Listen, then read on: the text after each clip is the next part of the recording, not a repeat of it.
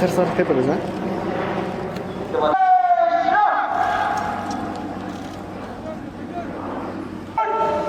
जश्न आज़ादी की तकरीब के मैदान खुसूसी जम्मू कश्मीर के उप राज्यपाल श्री मनोज सिन्हा तशरीफ हो चुके हैं। पेश किया जा रहा है।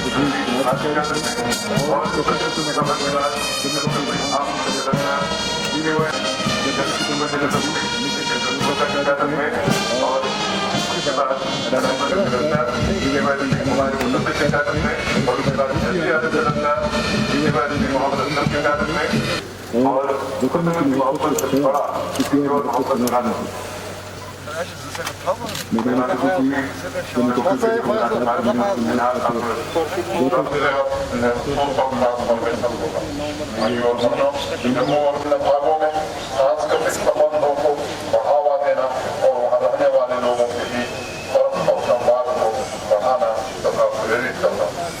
पहल के तहत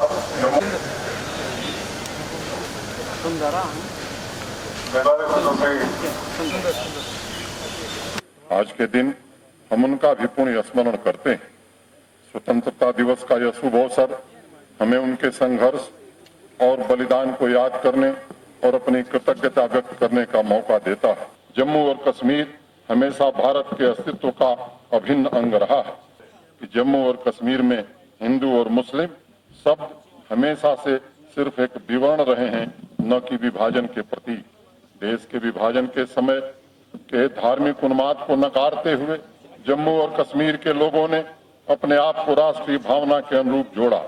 भारतीय स्वतंत्रता संग्राम में यहाँ के लोगों का जो योगदान रहा है उससे तो हम सभी परिचित हैं। जम्मू और कश्मीर की इस धरती के जाने कितने महानायकों ने मां भारती की सेवा में अपना सर्वस्व बलिदान किया है। जम्मू और कश्मीर की इस धरती ने महावीर चक्र से सम्मानित शहीद ब्रिगेडियर राजेंद्र सिंह जैसे वीर सेनानियों को जन्म दिया। इतिहास गवाह है कि कैसे 1947 में जब उरी क्षेत्र में घुसपैठियों ने हमला किया तो ब्रिगेडियर राजेंद्र सिंह एक चट्टान की तरफ दुश्मनों के रास्ते में खड़े हो गए। उन्होंने अंतिम सांस तक दुश्मनों से जम्मू और कश्मीर की धरती को बचाया। उन्हें कई गोलियां लगीं, लेकिन वे चट्टान की तरह दुश्मनों के सामने डटे रहे। अंत में दुश्मन को उल्टे पांव लौटने पर मजबूर होना पड़ा। इसी तरह हम ब्रिगेडियर उस्मान को भी याद करते हैं, जिन्होंने दुश्मनों से लोहा लेते हुए देश के लिए सर्वोच्च बलिदान दिया। उनके आखिरी शब्द थे, मैं तो जा रहा हूं, परंतु जिस जमीन के लिए हम लड़ रहे हैं उसे दुश्मन के हाथों में कभी जाने नहीं देना। जम्मू और कश्मीर ऋषि कश्यप की धरती है तो पैगंबर मोहम्मद की भी जमीन है। यह गुरु नानक देव की धर्मस्थली है और यह महात्मा बुद्ध के दर्शन की भी धरती है। जम्मू और कश्मीर की सदियों पुरानी पारंपरिक धर्म निरपेक्षता से हम बहुत कुछ सीख सकते हैं और इसे पुनः स्थापित और सशक्त करना हमारी प्राथमिकता है। कश्मीर में जन्मी ललेश्वरी द्वारा लिखी गई एक पंक्ति है जो जम्मू और कश्मीर के सांस्कृतिक संक्रांतिवाद की अद्भुत अभिव्यक्ति है। मेरे लिए इसकी मूल भाषा में इसे सुनाना थोड़ा मुश्किल होगा, इसलिए मैं इसका हिंदी अनुवाद भी करूंगा, लेकिन आपको विश्वास दिलाता हूं कि जल्द ही मैं आपकी भाषा सीखूंगा और इसी कविता को उसके मूल संस्करण में पढ़ूंगा। शिव छिव थले थेल रोजान मौजान हियुंद तय मुसलमान त्रुखय छुक तपान पनुन प्रजान सुविछय साहिब शीत जानी जान। शिव सर्वव्यापी हैं, फिर हिंदू और मुसलमान में क्यों भेदभाव करना? यदि आप बुद्धिमान हैं तो अपने भीतर ही पूर्णता की तलाश करें, यही प्रभु का सच्चा ज्ञान है। Shiva abides in all that is everywhere. Then why to discriminate between a Hindu and a Muslim? If you are wise, seek the absolute within yourself. That is true knowledge of the Lord. Hindu धर्म और सूफी इस्लाम के बीच एक सांस्कृतिक सद्भाव और शांतिपूर्ण सहअस्तित्व को सुनिश्चित करने में जम्मू और कश्मीर के लोगों का बहुमूल्य योगदान रहा है।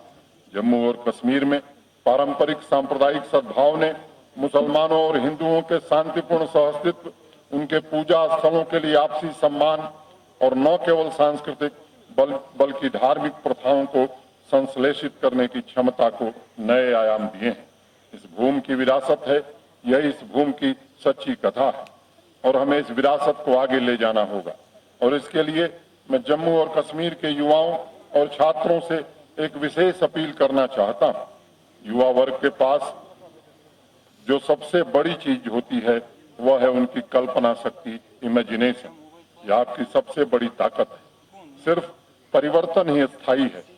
हम अक्सर यह कहावत सुनते हैं और यह एक शाश्वत सत्य भी है, पर मैं मानता हूं कि परिवर्तन की सूक्ति के साथ एक और भी बड़ा सच है जिसे हम सब स्वीकार करते हैं। वह सच है, इतिहास में युवा शक्ति ही सबसे बड़े परिवर्तनों की अग्रदूत रही है। हम अक्सर सुनते हैं युवा अवस्था और छात्र जीवन केवल एक बार ही आते हैं और पलक झपकते ही गुजर जाते हैं, पर मेरा मानना है कि अगर युवा वर्ग अपने इस जीवन काल का सही उपयोग करे तो बड़े से बड़े बदलाव के लिए यह समय पर्याप्त होता है। युवा और छात्र जीवन को क्रियाशीलता माने एक्टिविज्म द्वारा परिभाषित किया जाता है। मेरे अपने छात्र जीवन को एक तरह से क्रियाशीलता द्वारा परिभाषित किया जा सकता है। मैं एक छात्र नेता था और छात्र राजनीति में सक्रिय था।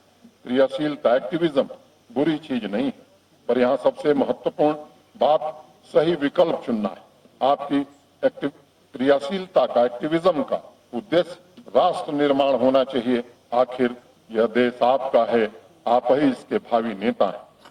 दुर्भाग्यवश स्वतंत्रता के बाद से कुछ गलत फैसले लिए गए। इन फैसलों की वजह से जम्मू और कश्मीर के लोगों के दिलों के बीच फासले हो गए। उन फैसलों ने दरारें बढ़ाई, पीढ़ी दर पीढ़ी नफरत की भेंट चढ़ती गई।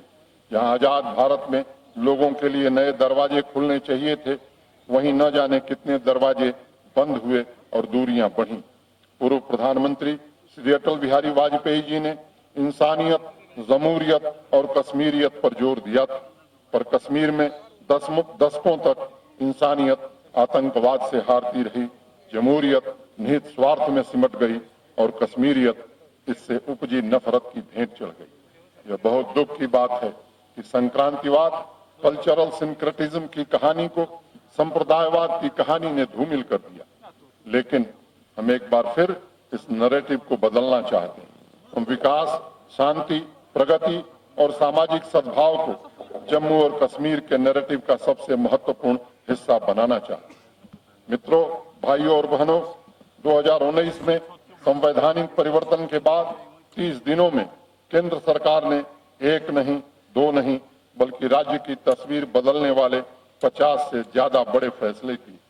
पिछले एक साल में किए गए बदलावों से समानता और विकास स्थापित करने का एक नया दौर शुरू हुआ, एक नया सफर भी शुरू हुआ।